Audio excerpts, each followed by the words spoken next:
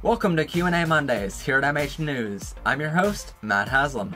Now, if you have a question for the show, please go to www.mhnews.info and submit those questions using our brand new online form. You can also email questions@mhnews.info and private message me on Facebook, comment below on Facebook or YouTube, or see me in real life. There's plenty of great ways to get us your questions, so please get us those questions so we can have them on the show every single Monday.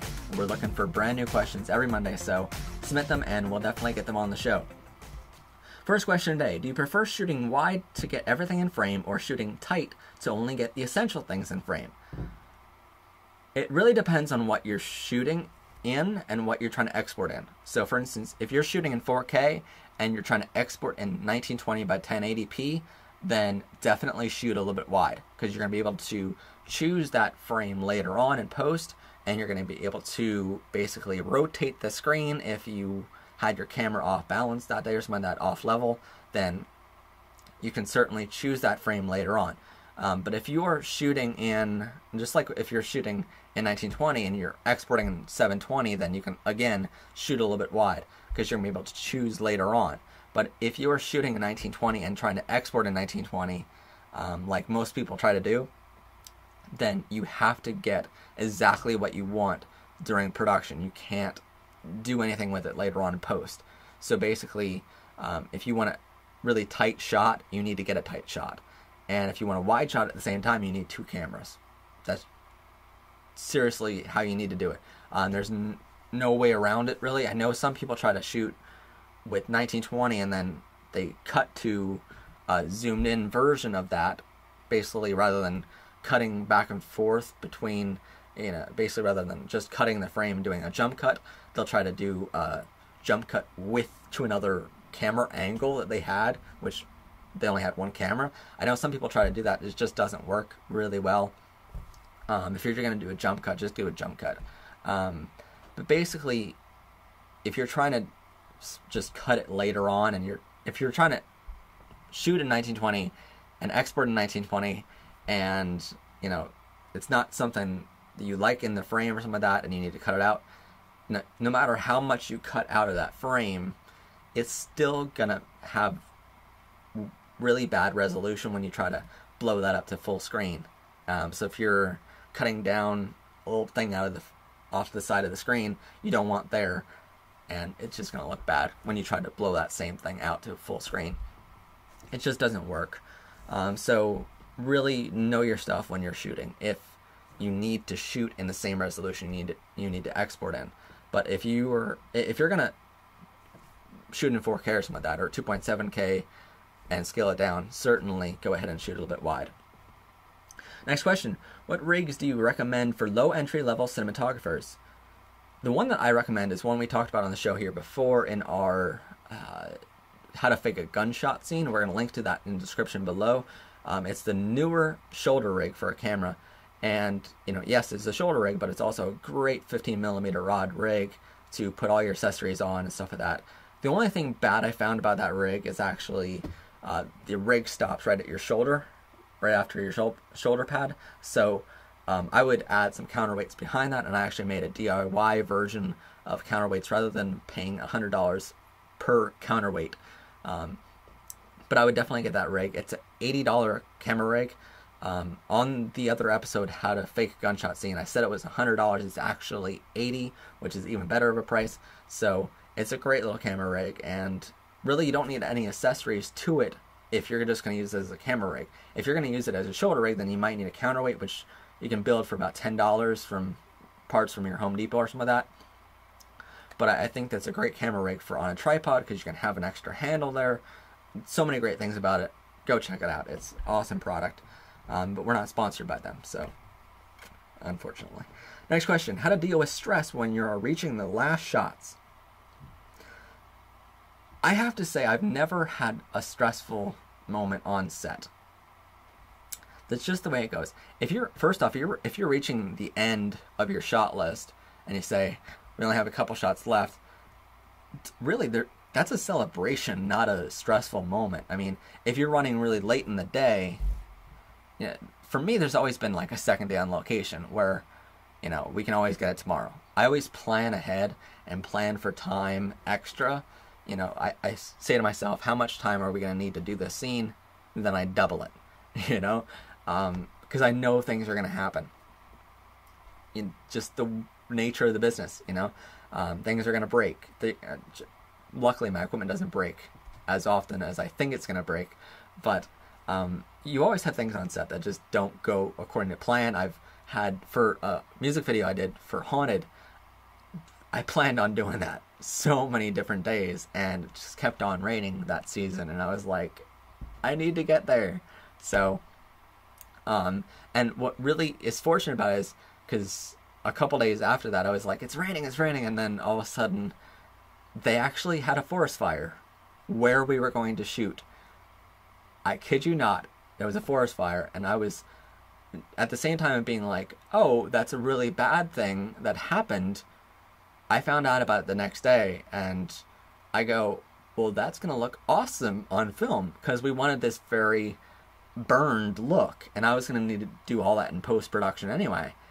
And then I find out there's a forest fire there, and luckily everything was distinguished. Went there about a week later to film, and the thing looked beautiful for what we were trying to get. And I was really happy about it. I did not set the forest fire. I just want to put a disclaimer there. But it just worked out very luckily for us for what we wanted the scene to look like. So there hasn't been really that big stressful moments. And when there's been, you know, things that set us back or something like that, it's actually turned out for the better. So I've learned to just not get stressed out, because it's going to turn out good in the end. Generally, when you're on set, if anyone on set is stressed out, it shows, and it really carries over to everyone else. It's not worth a thing where if the director's stressed out, it's going to trickle down. But, you know, people think, well, if production assistant is stressed out, it really doesn't affect anyone else. It does. It affects everyone. So don't get stressed out. Go with the flow and realize that you're going to need more time than what you think. So I generally plan ahead. And if you plan ahead and you are prepared, there's no reason to be stressed out. And luckily, I've worked with the crew I work with now for such a long time that we all know we need the shots at the end of the day, but it's very laid back kind of feeling. And that's good.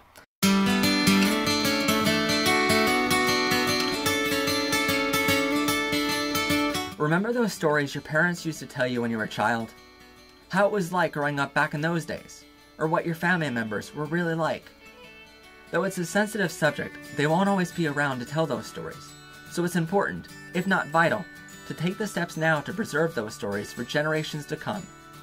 Here at MadHaslamProductions.com, we offer a way to videotape those stories, those memories, that history of your family members, and put it all on video for generations to come to learn and enjoy.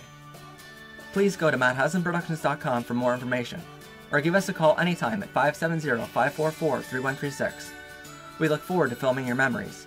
Next question. When creating a sound for something that doesn't exist in our world, what should one be more concerned on its believability or on its cool factor? The best way to answer this is saying cool factor never, ever, ever, ever matters. Okay?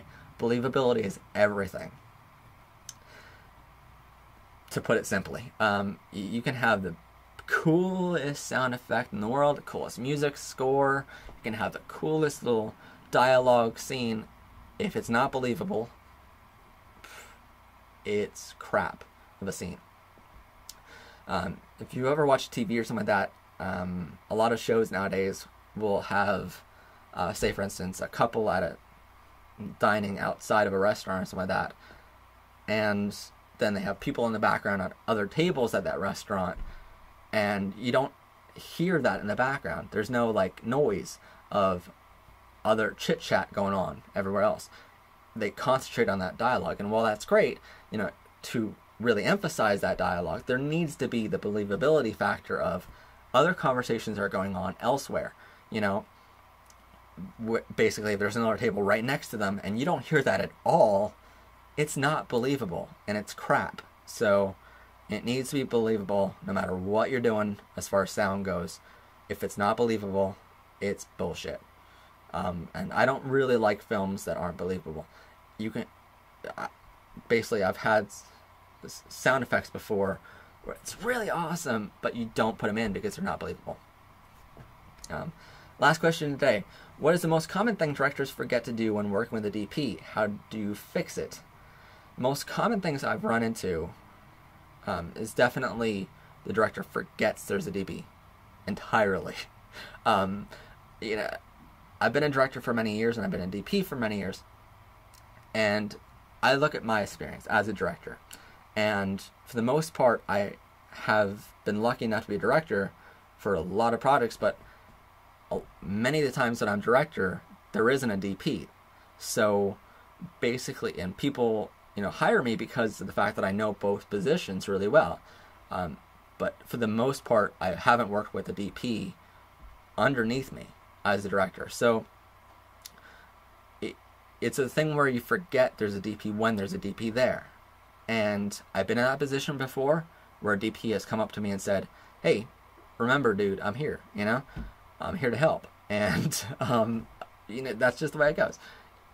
If you're used to doing something one way and then all of a sudden someone comes in and, you know, you're trusting them with a whole area, an entire field of what you were going to do, then suddenly it's a thing where you forget they're there and you start doing your job as a normal job, and then you realize, hey, there's somebody for that now.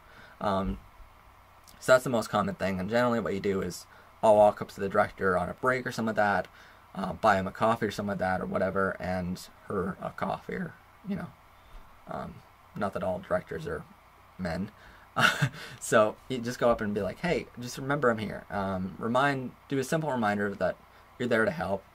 Don't be mean about it, ever. Don't be mean about anything on set. You never know who's watching. You never know who you're going to work with again. So just simply remind them that you're there to help them, and say, hey, if you want something to know in cinematography or cameras, talk with me about it, and maybe we can come up with a even better solution.